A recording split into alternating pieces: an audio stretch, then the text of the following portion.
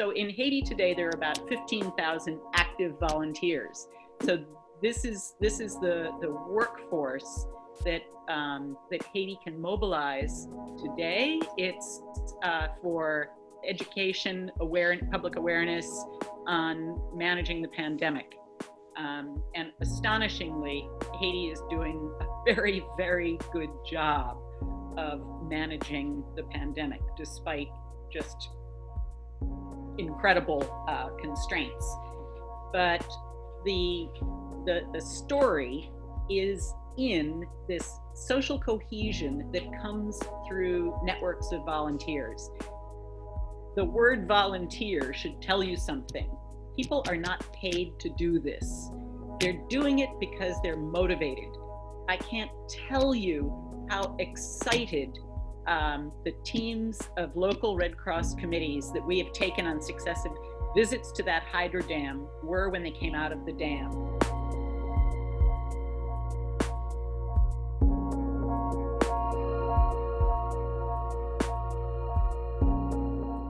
Hi, everybody. This is Janot. And I met her at a talk over at Tufts. I hadn't heard of her. And I have to say, there are incredible people that we just discover every day. I mean, this is what Blessed Unrest is about, right? There are these amazing people working all over the place we haven't heard of, and yet they're doing things that just leave me in awe. And Janot is one of those people. But I just wanted to give you that little piece of background. So, Janot, Thank with you. a fanfare, you are on. Thank you for your generous, kind introduction. I don't want to talk a lot about, what I do or why I do it. I'd like to look at this more as a conversation with you, and I love storytelling. So when Adam asked me what I'm really passionate about, people often ask me, because I've worked in so many countries around the world, what's your favorite place? And every time I try to answer that question, the answer is always wherever I am right now. So what I would like to talk about is my work in Haiti. I work all over the Caribbean. That's my region of focus currently. I'm a member of a global team, part of the Red Cross Red Crescent Climate Center. We support national Red Cross and Red Crescent societies around the world, coming to grips with the impacts of climate change and how this affects the most vulnerable. We work with many partners in the humanitarian sector. I am also currently part of the World Bank Cruise Caribbean team. CRUISE stands for Climate Risk Early Warning Systems, and we're working with Caribbean institutions that have to do with disaster management,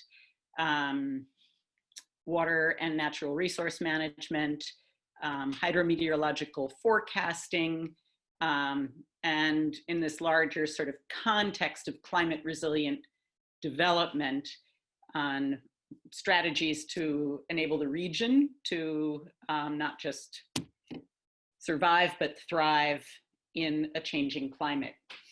So I want to talk with you about Haiti as the once and future green pearl of the Caribbean. And I'd like to start by asking you if you could use the chat to tell me what you think of, what do you imagine when you think of Haiti? I'm showing you a satellite picture of the border between Haiti and the Dominican Republic, which has become kind of an iconic view of Haiti. And let me see if I can, where's the chat? Sorry, I'm trying to find the chat on my screen. Can I see it? There we go. All right. Okay, I see tire gardens, great mountain areas. What else do you think of when you think of Haiti? Does earthquake come to mind? Does poverty come to mind? deforestation come to mind, civil unrest. I don't know how many of you may be aware of the current situation in Haiti. It's a country which is not only unusually exposed to natural hazards, it's right smack in the middle of the hurricane track. If you throw all those spaghetti lines of hurricane tracks over the last any number of decades you want to choose, you'll find the island of Hispaniola, which is Dominican Republic on one side, Haiti on the other side, smack in the middle of that hurricane track. When Haiti was experiencing the earthquake, many of you may have heard about the tragic impact of improper sewage disposal by UN peacekeepers. Nature is one of the most efficient dispersal mechanisms. That sewage containing the cholera imported by foreign peacekeepers, which previously did not exist in Haiti, was disseminated through the largest river basin in the country and hit the population like a second earthquake. I want to show you this artist's painting. It's clearly a recent painting because it depicts a river flowing into a plain which is rich with diverse agricultural cultivation. And this, why do I want to show you this painting in contrast to the satellite view of Haiti? This represents, in a way, the spiritual reality that Haitians feel. Art is a universal language. It's the language of, we could say, of the human soul. And in order to leverage to unleash the power of humanity, to transform as degraded an environment as Haiti experiences today, we need to have the ability to envision and to bring the passion of that vision forward. We also need to understand where we're coming from and where we're going. So how did Haiti get so dramatically degraded in terms of its ecosystems, its vegetative cover, compared to the Dominican Republic? Well, I have to confess that as an undergraduate, I double majored in biology and political science. It was before the environment was invented as a field. But I thought of myself as interested in that intersection and the need for us to develop, both in developing countries and developed countries, in a way that would restore the productivity of what we now call the environment. And if we go back through Haiti's history, I was not aware until this year, well, let me say 2019, of the actual roots of deforestation in Haiti, which go back to Haiti's independence. And it's important to understand this. Haiti was the first independent Black nation in the world. And it was not granted that independence. It fought for independence, as many countries did throughout the colonial era, which lasted pretty much up until the 1960s. Some Caribbean countries today only have had independence since the late 1970s. But Haiti goes back to the end of the 19th century. At that time, casting off what was the French colonial yoke, exploited a lot of the resources of the country in terms of economic resources. It was a very poor country, struggling to survive. But Haiti has always been an important country geopolitically. That's why they had to fight. The founding fathers of the United States knew the geopolitical importance of Haiti. We can find documentation that refers to that corroborates how important this country was, even at the founding of our country. But France threatened Haiti shortly after independence with trying to take Haiti back again. And they demanded, as a concession, not to invade again, reparations for the French plantation owners. So that reveals to us two routes of deforestation. One was plantation agriculture, which devastated the entire Caribbean.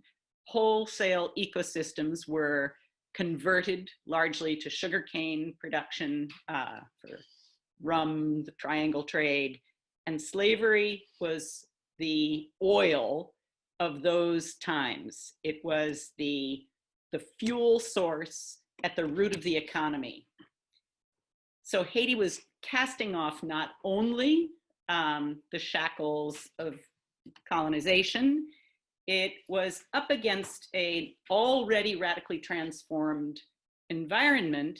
And then when demand for reparations was made, as a country, Haiti was too poor. They couldn't pay what was demanded. So they agreed to pay in timber. And that's where the dramatic cutting of timber has its roots. I tell this story because I confess my own ignorance, and it was surprising to me. My assumption was, looking at recent times, that it had to do with negligent, uninformed land management practice, using charcoal, which to this day is the primary source of household energy for over 60% of the Haitian population. This truck that you see in this picture, on the bottom are bags of some sort of agricultural produce. It could even be, coconuts or citrus fruits, large lemons or grapefruits. But the top of the truck, those bags are charcoal. Charcoal is still at the root of the rural economy. So this is where we are in terms of a baseline. You can see the landscape in front of you, but where are we going? Haiti is developing, and I say Haiti because there are so many levels of society and different agencies, actors, organizations involved in crafting one of the boldest visions for climate resilient development with restorative ecosystem management at the root. This is the story that we don't often hear. So I want to talk about climate change, because climate change in the military terminology is a threat accelerator.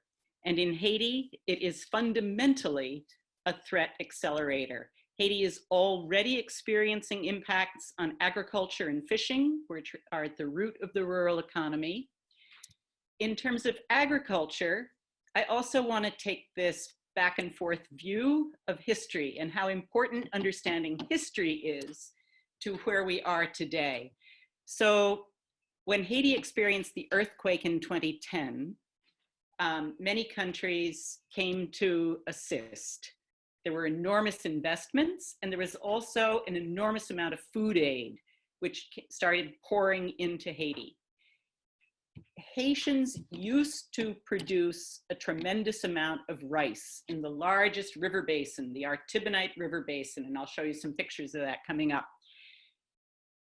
When the largely American imports of rice started flooding the Haitian markets, it, in a very short period of time, systematically put almost all Haitian rice farming out of business. Haitians today will tell you that they prefer national rice.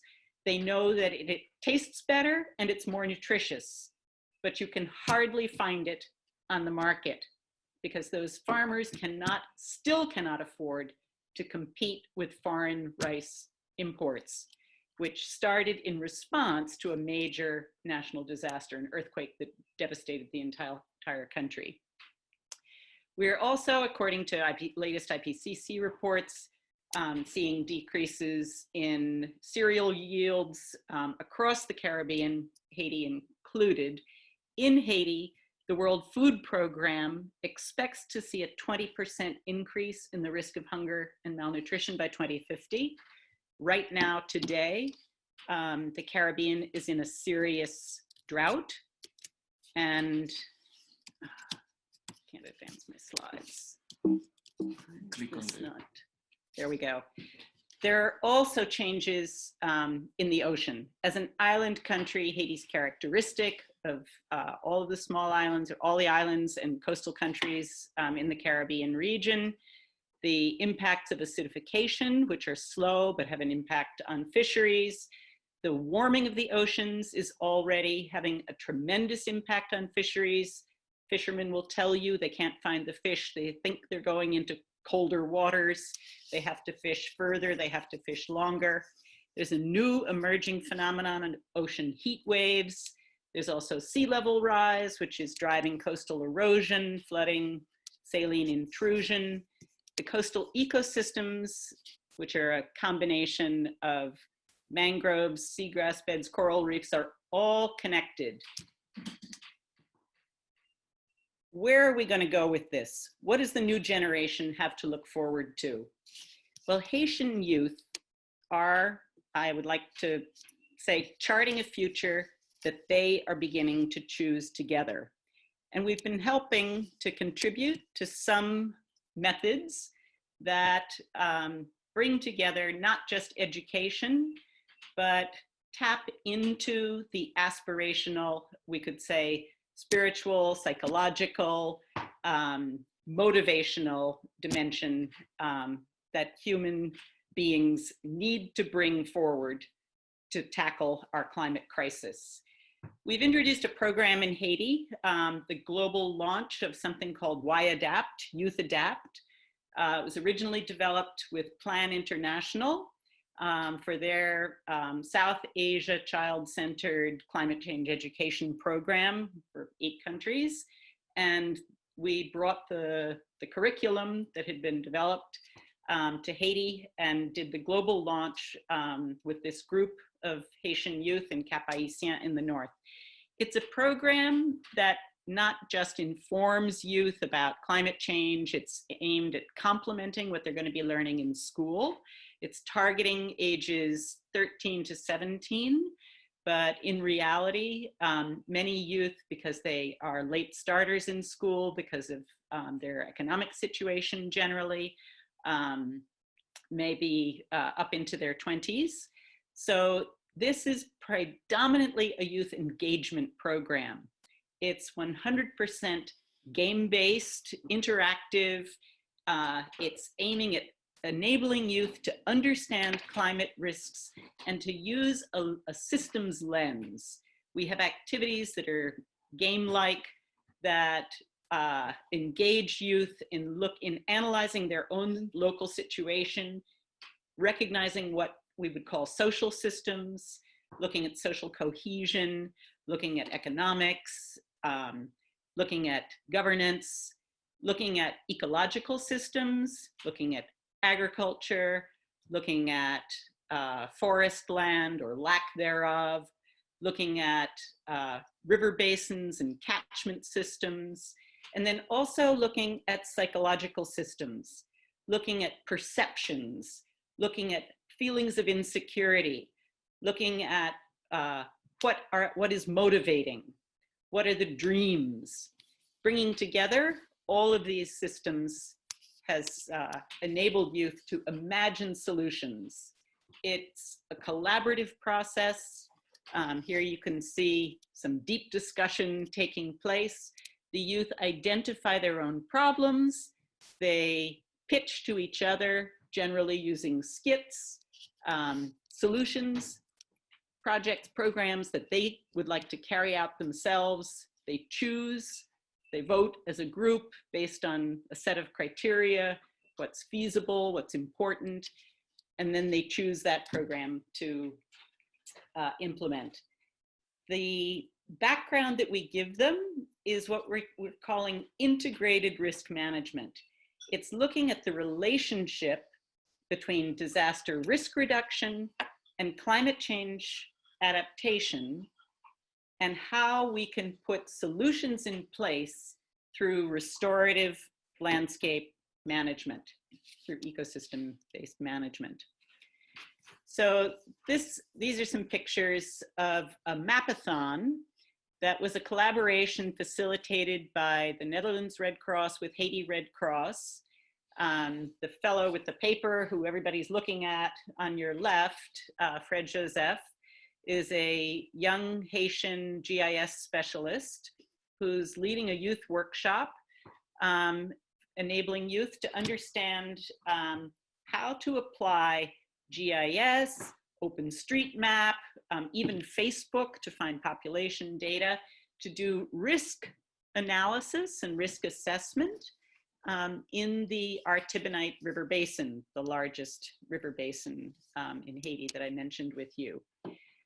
The community-driven solutions that they are discussing start with understanding the risk and being able to take this bird's eye or satellite view to see where the roots of the problem lie in order to understand the impacts in the communities down in the red zone. This is a picture that I took in February at the outlet of this great agricultural basin. You can see the river coming down to the sea, the Artibonite River. What I'd like you to notice here in the center is the color of the river. This is Haiti's topsoil on its way to the sea. Further up in the river, you can see the exploitation of the basin for agriculture, but you can also see the volume of sediment ever present in that river due to the deforested condition upstream. This sediment is on its way to the sea, where it triggers a whole other set of environmental problems. So understanding the drivers of increased sedimentation is not just a question of the state of the ecosystem, it's also understanding the climate. So here we have the Pericles Jean-Baptiste on the left, who is the head of humanitarian diplomacy, partnership building for Haiti Red Cross, with Estherlin Marcelin, who is the director of Haiti's Unified Hydrometeorological Service. They are in a dialogue with the Ministry of Environment, Ministry of Agriculture, the Disaster Management Agency, about how to use better forecasting to put in place early warning, early action systems that can have multiple benefits to disaster risk reduction and being able to anticipate flooding, to bring back agricultural potential by enabling farmers to be able to anticipate both drought and flood. And there's another dimension that we'll get into. But the idea of integrated risk management is at the core of all of these approaches, and the engagement of every partner is to identify what is the role that they bring to a partnership. Understanding what the weather will be is not useful in planning action. We need to know what the weather will do, and the humanitarian sector is assisting the National Hydromet Service in channeling investment into impact-based forecasting, which is necessary to be able to manage at the landscape scale. This conversation also includes the hydroelectric dam. The hydro dam has already lost 40% capacity. It's actually closer to 50% capacity of its reservoir due to all of that sedimentation that you've seen. The dam is also at increased risk because of rainfall intensification due to climate change. The rainfall intensification increases the sediment risk, which is the end of a dam. The sustainability of electric production in Haiti is critically linked to the sediment that comes into that reservoir. This is Haiti's only source of electricity other than generators. And Haiti currently, today in the capital, has about 4 to 5 hours of reliable electricity a day. The majority of the Haitian population is not served with electricity as yet. In order to harness hydropower for electricity, the National Electric Authority has to put in place a sedimentation plan. You may wonder, why didn't they? Well, of course they did in the 1980s when this dam was constructed.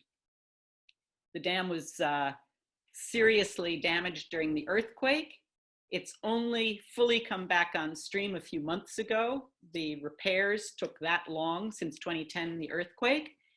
But the Electric Authority today, and this started in February, has opened a new working group involving the Ministry of Environment to take a fresh look at how can the sediment plan be implemented so that not only can we restore productive flows in the basin, which are necessary to be able to generate hydropower. I could show you pictures from last July where the reservoir looked like a puddle. Low flow is also as critical as high flow. This is one of the most difficult problems that climate change brings to small developing countries that need to harness hydropower.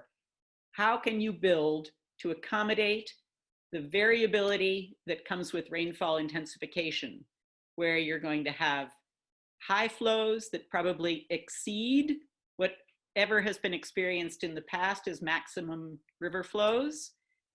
You're going to have more rainfall per hour events, more intensive rainfall events, more flash flooding events than we have ever seen in the past.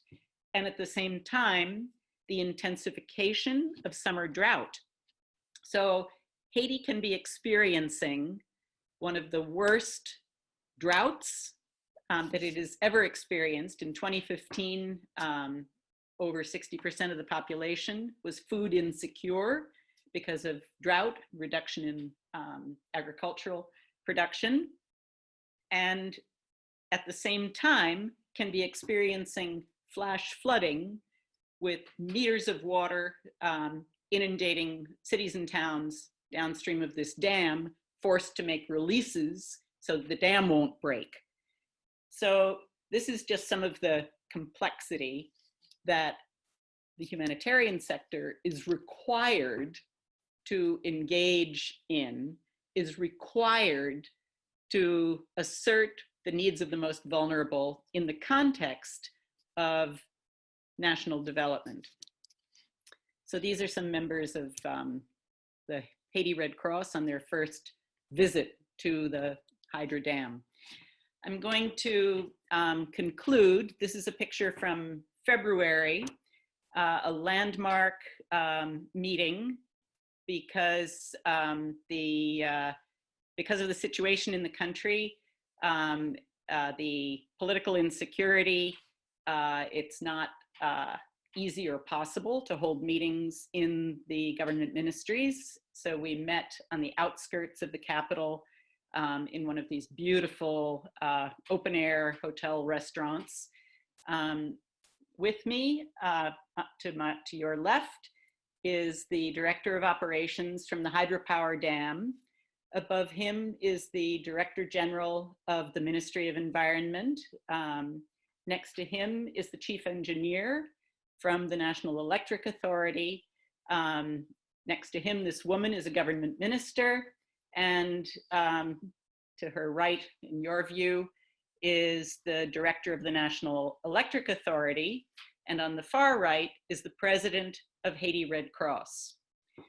Not present or visible in this picture are representatives of the Ministry of Agriculture and the Ministry of Education and the National Disaster Management Authority and the World Food Program, all of whom during this meeting established a working group which is committed to forging what we are calling a Green Pearl vision for community-driven basin scale restorative ecosystem management to bring back the productivity of ecosystem services at the landscape scale, working river basin by river basin, starting in the largest Artibonite basin and its microbasins. The mapathon that I showed you from last October was the beginning of community risk mapping within that river basin. The goals are to enable agriculture to come back and to stimulate the rural economy through agricultural processes. We have projects which are driven by Red Cross to engage entire communities in reforestation, which is productive. The Ministry of Environment has launched new forestry nurseries that develop fruit trees and forest trees.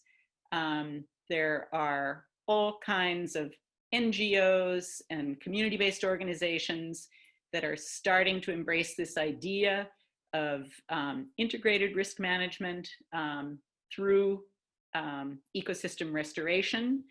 The benefits of flood management and also disaster risk reduction are extremely important to the National Disaster Management Agency.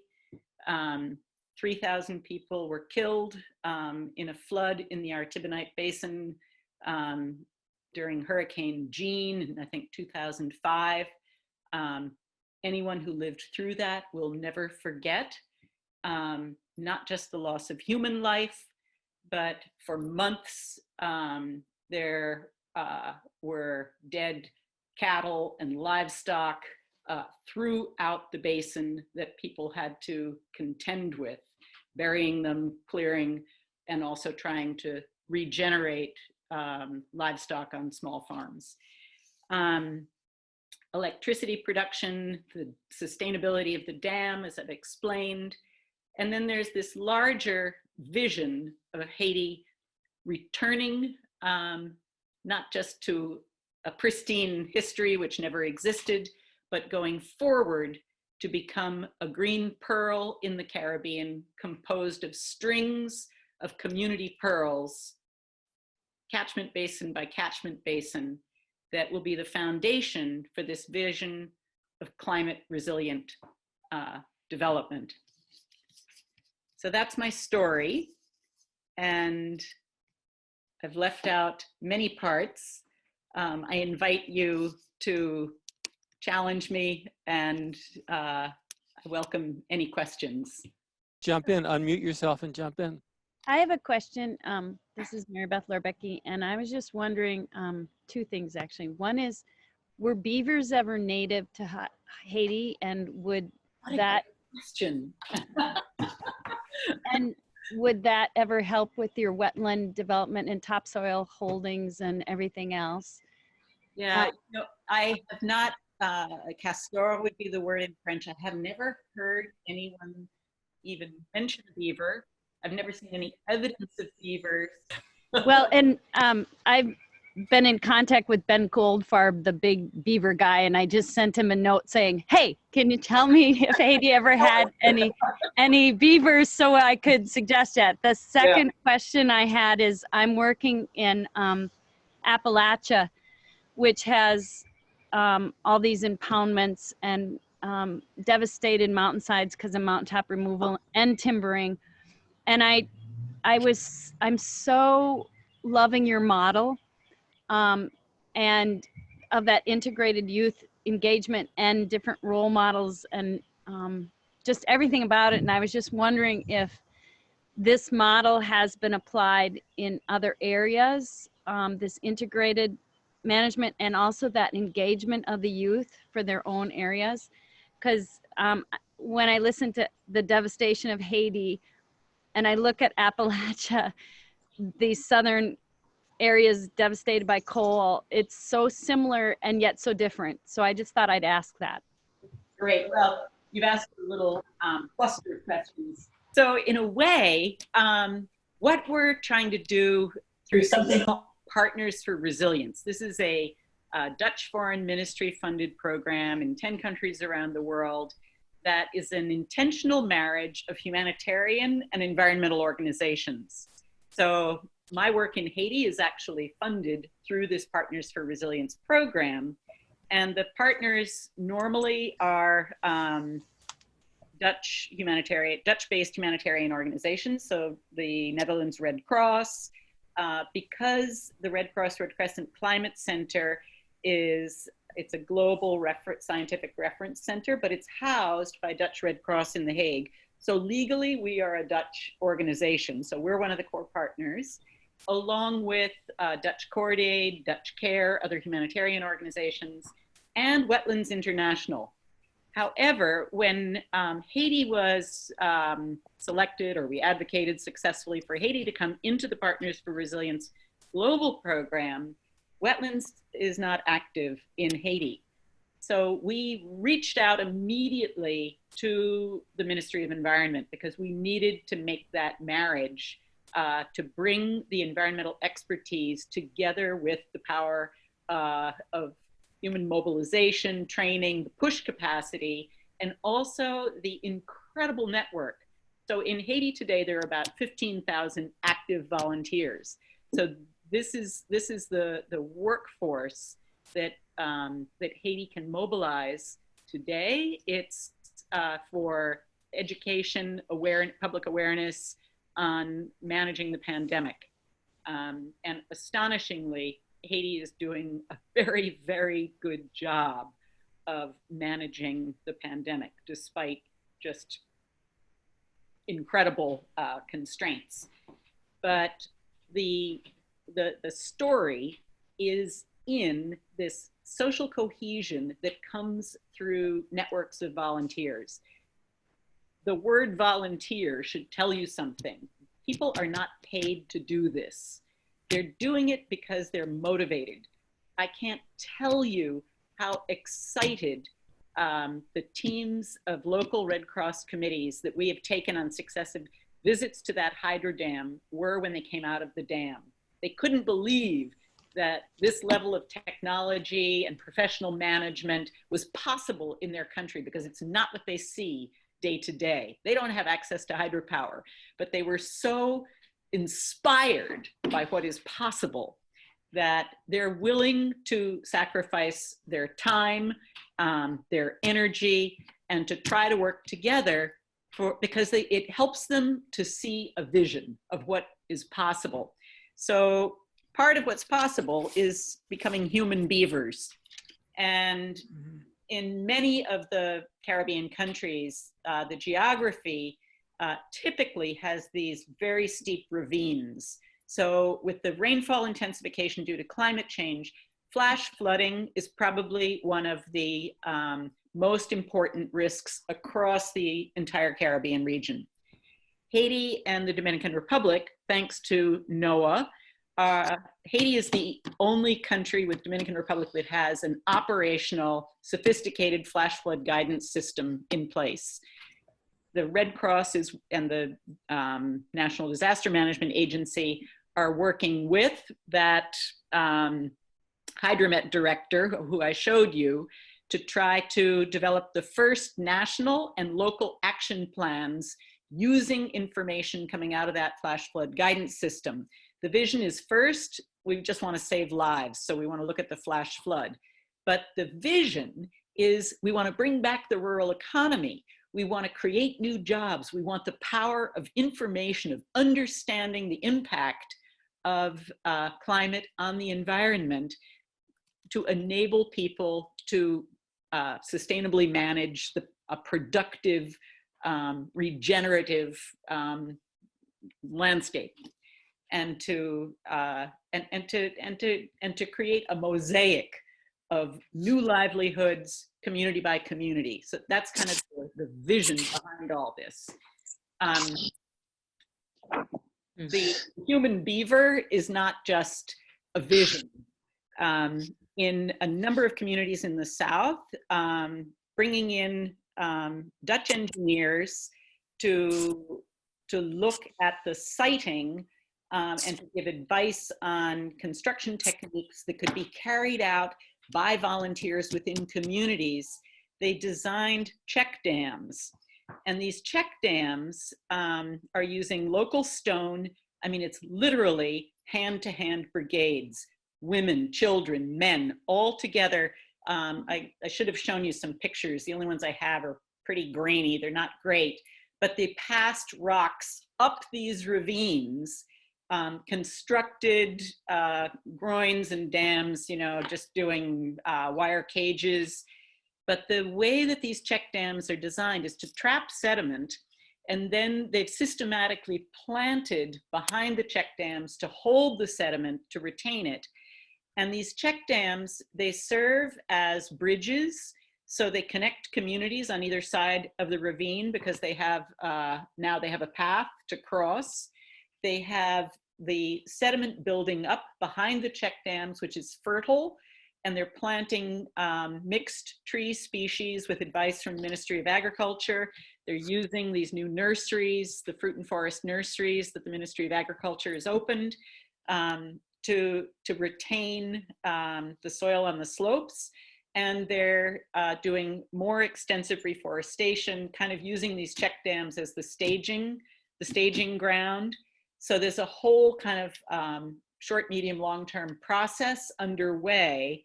And I would say, I mean, I hadn't thought of it before, but I mean, it really is like human beavers. I mean, that's what they're doing. Janot, are you familiar with Michael Kravchuk's work? No, I'm not. Well, he started doing this 30 years ago. He's a hydrologist in Slovakia. Oh, and yes, I know him very well. Yes. Okay. and we have pictures. The Slovakian check dams are wood, but I'm guessing that in Haiti that would be more difficult because of the scarcity of wood. Exactly. Yeah. But it's the same. There's all kinds of techniques, and part of this, and this was the brilliance of the Dutch engineers, that they looked at it from the lens of what materials could people use in this ravine to construct something, not only that they can construct, but if, you know, it gets washed out, how could they rebuild it? But the proof came because it's not a new method.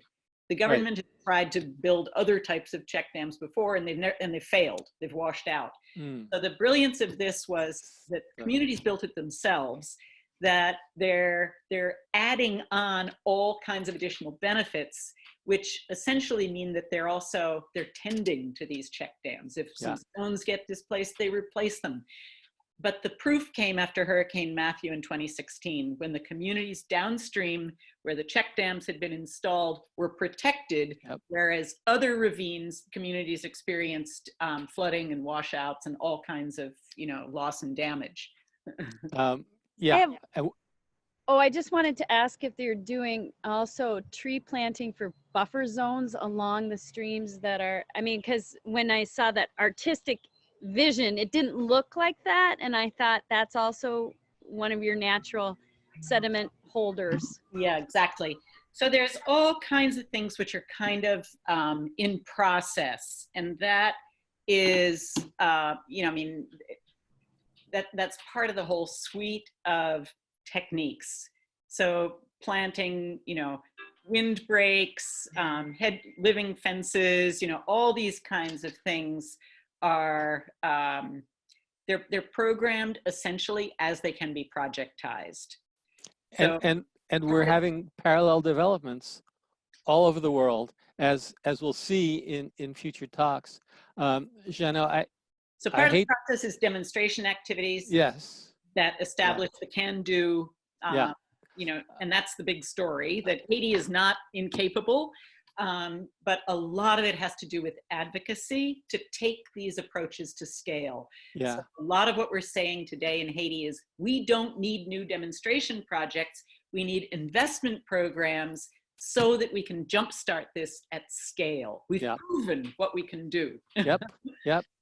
The proof abounds, and I particularly appreciated what you said about the youth seeing the possibilities and getting inspired and energized, and that sums up what we're trying to do here and what people are doing with ecological restoration camps, and just on and on and on.